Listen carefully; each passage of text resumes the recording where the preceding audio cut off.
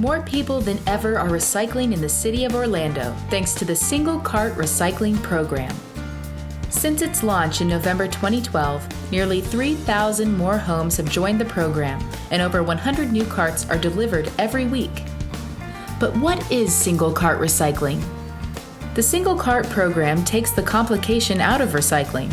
Instead of separating cans, plastic, and paper into separate containers, they can now be placed into a single container and sorted later.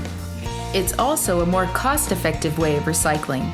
In the first quarter of 2013, the city has collected 22% more tons of recyclables, and the number of miles driven by the recycling trucks has dropped 31% from the same time period last year. That's saved the city over 2,500 gallons of gas, which is also a savings of around $10,000.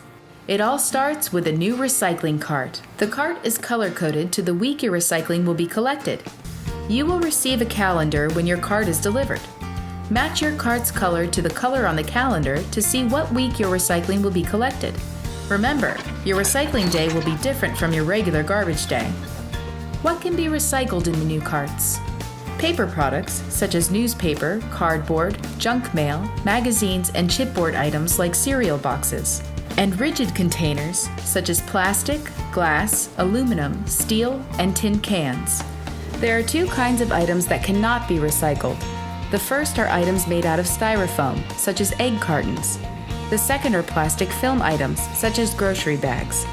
These items can get caught up during the recycling process and damage the machines. However, both items can be taken back to many grocery stores and be reused. Once your recycling is picked up, it's taken to the recycling center where it's weighed and recorded. Recyclables are then added to the tipping floor and ready to be processed in one of the facility's main sorting areas.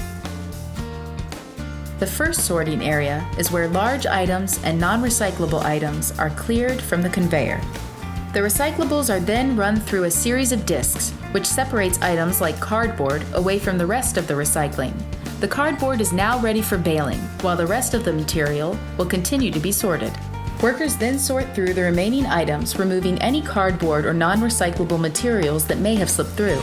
Next, another machine uses rollers to separate paper from the rigid containers. The paper is then sent to a conveyor where workers make sure no other material made it through the separating process.